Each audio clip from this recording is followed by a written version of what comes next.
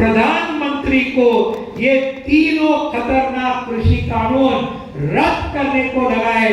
इस संयुक्त किसान मोर्चा की तरफ से भी मैं आप सबको बहुत बहुत बधाई देना चाहता हूं। उसके अंदर हमारी मेधाता यहाँ पे है, हमारे सुनीलम जी यहाँ पे है, कई हमारे साथी है। अभी पिछले 3 दिन संयुक्त किसान मोर्चा के साथ राकेश टिकैत जी, हमारे पंजाब के साथी, हरियाणा के साथी, तेलंगाना के, झारखंड के और महाराष्ट्र के, हम 3 दिन महाराष्ट्र के विदर्भ में घूम रहे थे और कपास और सोयाबीन का जो बहुत बड़ा संकट है, किसान आत्महत्या हो रही है, उसका 3 दिन हम कर रहे थे। तो ये संयुक्त किसान मोर्चा की तरफ से भी मैं आप सबको बधाई देना चाहता हूं। आज साथियों, हमारे 90 साल समाजवादी आंदोलन के हुए, ऐसे मौके पर हमारे शहीदों को याद करना, ये हमेशा पहली चीज हमें करना चाहिए और हम करते हैं।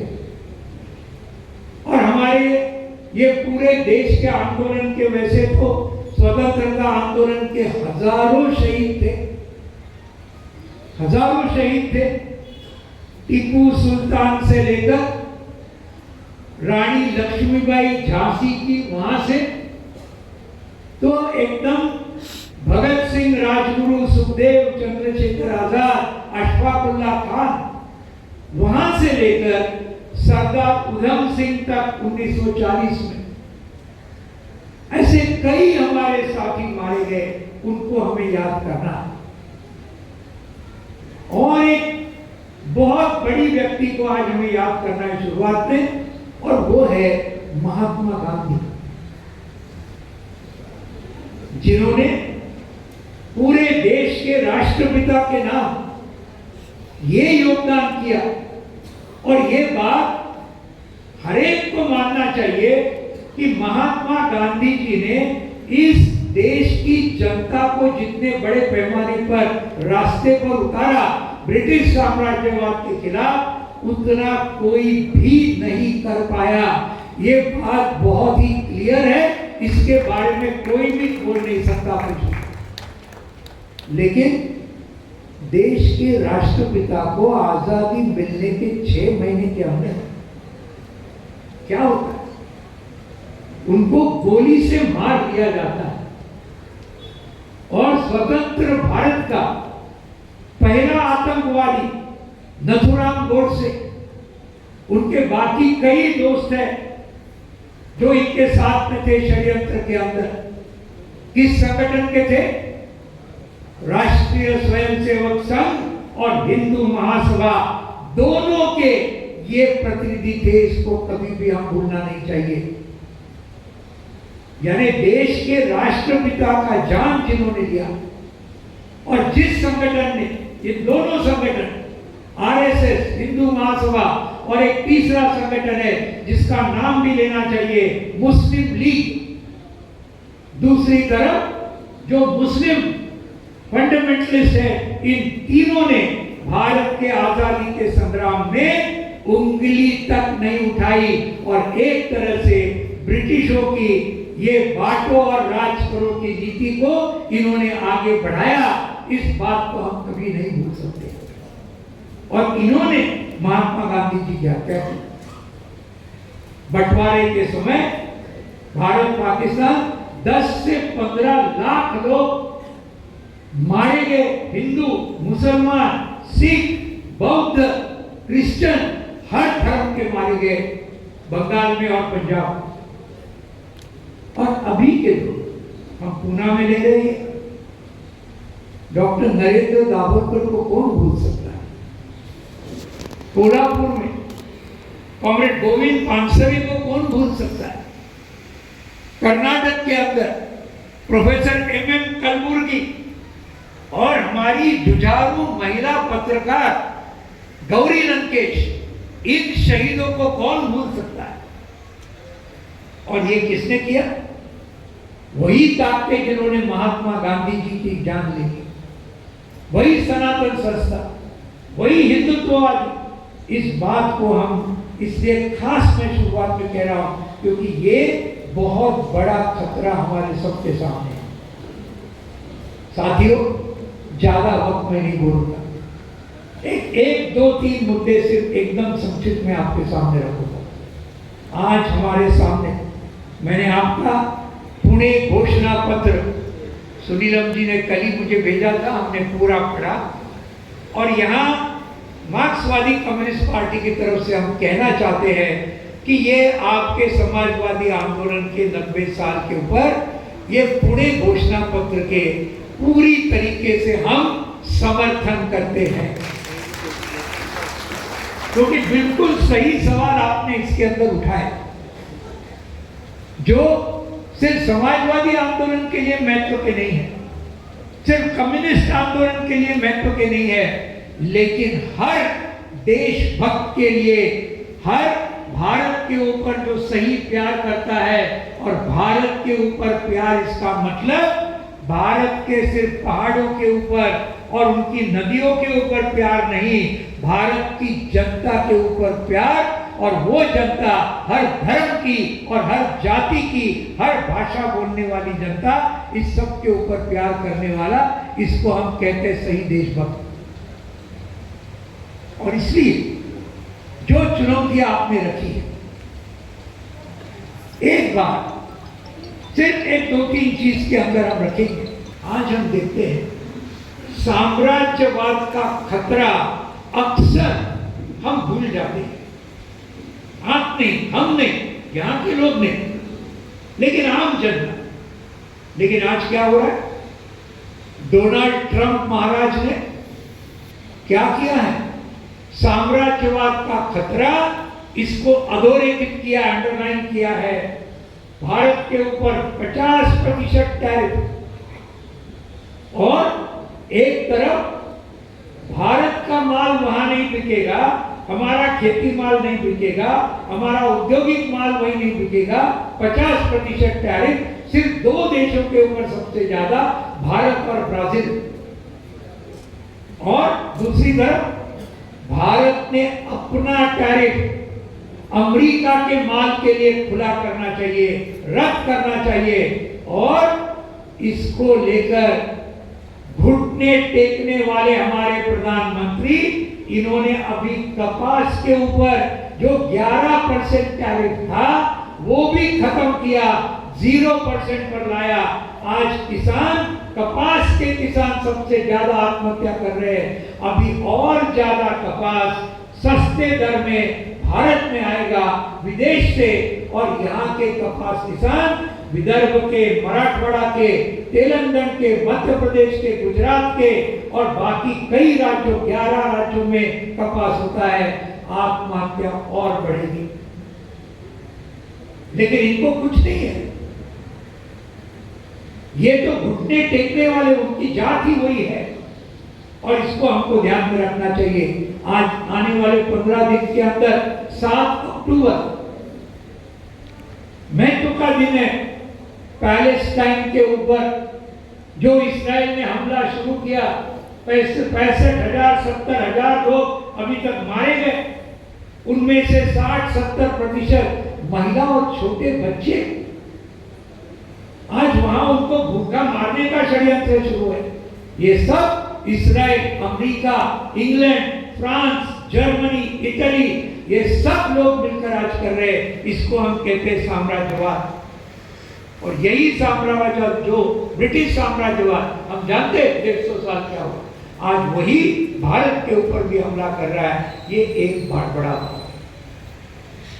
बाकी चीज तो आपने कही, हमारे साथी बहुत करेक्ट बोले, नव फासीवाद का दौर आज चल रहा है, और इसलिए ये जो पूरा हम देख रहे हैं, देश के संविधान पर हमला, भारत रत्न डॉक्टर बाबा साहब अंबेडकर जिस संविधान के ड्राफ्टिंग कमेटी के चेयरमैन थे, इस संविधान के ऊपर हमला, और संविधान के हर मूल्य के ऊपर हमला, जनवाद के ऊपर, लोकतंत्र के ऊपर, धर्मनिरपेक्षता के ऊपर, हमारे आजादी के ऊपर, संप्रभुता के ऊपर, और अर्थात समाजवाद के ऊपर, क्लियर हमला आज इन फासिस्ट ताकतों का हो रहा है। And this is what we have to understand. I was told by Srilanji that there are many some from the south of India who may not understand totally of Hindi, etc. So this is the very big challenge before us: imperialism and also this attack of neo-fascism on the constitution, democracy, sovereignty, secularism, federalism, and also on socialism. और इसलिए अदानी और अंबानी, टाटा और बिरला, ये देश, मैं कहता हूं पिछले 11 साल से इनको जो मेजॉरिटी मिली, ये देश सिर्फ और सिर्फ बड़े बड़े देशी विदेशी कॉरपोरेट, जिसके अंदर 1 नंबर अदानी है, 2 नंबर अंबानी है, और आरएसएस के फायदे के लिए चल रहा है। ये खुलेआम आज हमने आरोप पूरे देश भर के गांव-गांव में और मोहल्ले-मोहल्ले में करना चाहिए।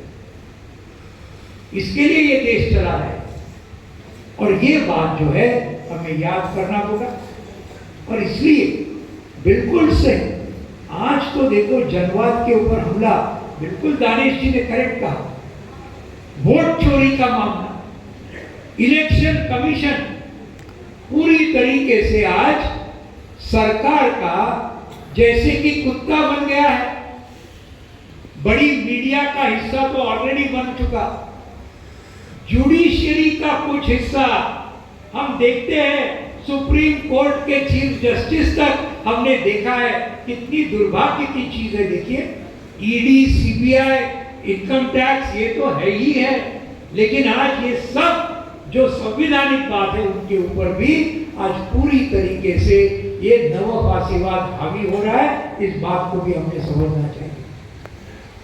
आखिर में साथियों, इस बात को दोहराने के लिए 2 ही बातें हम कहना चाहते हैं आखिर में। एक कविता है, हिटलर के जमाने में एक क्रिश्चियन एक था, पादरी था, उसने कविता लिखी थी। आपने कहीं ने आपको मालूम होगा ये कविता, लेकिन बोलने की जरूरत है। पास्टर नीमुलर उनका नाम है। एंड व्हाट डिड ही से? Talking about this fascist force, first they came for the communists, but I was not a communist. First they came for the communist, यानी कम्युनिस्टों को मारने के लिए पहले हुआ है। कौन? ये फांसीवादी गुंडा। लेकिन मैं कम्युनिस्ट नहीं था, इसलिए मैं चुप बैठा। फिर अगला स्टैंजा है, then they came for the socialists, फिर वो सोशलिस्टों को खत्म करने के लिए आए, लेकिन मैं समाजवादी नहीं था, इसलिए मैं चुप बैठा। फिर दे केम फॉर द ट्रेड यूनियनिस्ट्स, मजदूर संगठन के कार्यकर्ताओं के लिए वो आए। वो यानी कौन? ये हिटलर के फासिस्ट गुंडा, उनको खत्म करने के लिए। लेकिन मैं ट्रेड यूनियन का एक्टिविस्ट नहीं था, इसलिए मैं चुप बैठा। फिर बोलते हैं, फिर वो यहूदियों के लिए आए। Then they came for the Jews, यहूदी, इस्राएल के जो अभी आज है, वो जो एकदम गलत कर रहे हैं, लेकिन मैं यहूदी नहीं था, इसलिए मैं चुप बैठा। आखिर का सुनिए, दैट इज वेरी इंपॉर्टेंट। आखिर में क्या बोलते हैं? Then they came for me, फिर वो मेरे लिए आए। मुझे बचाने के लिए कोई बचा नहीं था, कोई बचा नहीं था। इस बात को दोस्तों हम सब ने याद करना चाहिए। इसलिए बिल्कुल सही कहा उदय भट्ट जी ने कहा, दानिश जी ने कहा, उसके पहले वक्ताओं ने कहा, आज जरूरत है हम सभी समाजवादी धाराओं को एक साथ आने की। हम तो ये कहेंगे, महात्मा ज्योतिबा फुले, सावित्रीबाई फुले, इसी पुणे जिले में उन्होंने इतिहास रचा था। शाहू महाराज, पेरियार रामस्वामी नायकर, संत कबीर, संत रविदास, भारत रत्न बसवण्णा, बसवण्णा कर्नाटक के बहुत बड़े ये, और उसके साथ भारत रत्न डॉक्टर बाबा साहब अम्बेडकर। ये जो पूरी परंपरा है, इस परंपरा को मानने वाले जो जो सभी लोग हैं इस देश के अंदर, इन्होंने एक साथ आना चाहिए। महात्मा गांधी, जवाहरलाल नेहरू और वो पूरी जो कांग्रेस की धारा है, उन्होंने भी एक साथ आना चाहिए। जिनका नाम आपने बहुत बिल्कुल अच्छा लिया है सबका, और वो लेने की जरूरत है आपके पुणे डिक्लेरेशन में। जयप्रकाश नारायण, डॉक्टर राम मनोहर लोहिया, आचार्य नरेंद्र देव, अच्युतराव पटवर्धन, अरुणा असफ अली, उषा मेहता।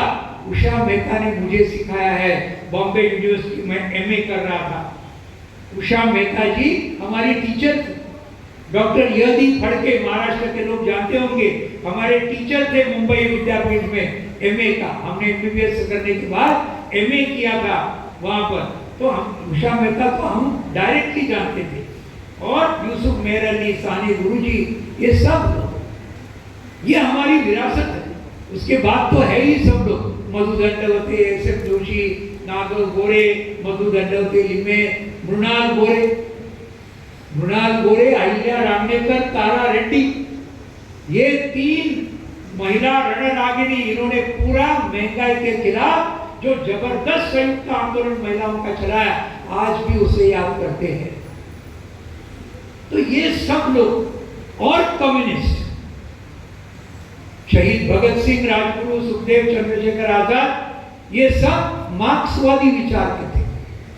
तो इसलिए मार्क्स, भगत सिंह, ये पूरी जो धारा है, इसको भी मानने वाले यानी कम्युनिस्ट धारा, ऐसे सब लोगों को इकट्ठा आना होगा। और ये सब अगर इकट्ठा आएंगे तो ही ये नव फासिज्म का खतरा हम गाड़ के रहेंगे। और ये हम आज यहां निर्धार करते हैं कि हम ही जीतेंगे और इनको हराएंगे। कभी भी फासिज्म बहुत साल के लिए जीता नहीं है, हमेशा हारा है। और ये जैसे हिटलर को हराया, उनको आत्महत्या करने को लगाया, जैसे मुसोलिनी को हराकर आत्महत्या करने को लगाया।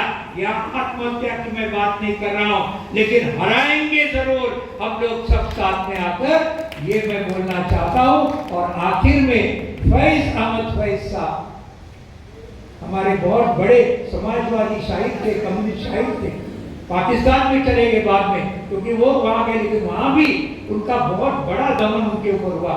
उनके 4 शब्द बोल के मैं खत्म करूंगा। फैज अहमद फैज साहब ने कहा था, यूं ही हमेशा उलझती रही, क्या बात है, यूं ही हमेशा उलझती रही जुल्म से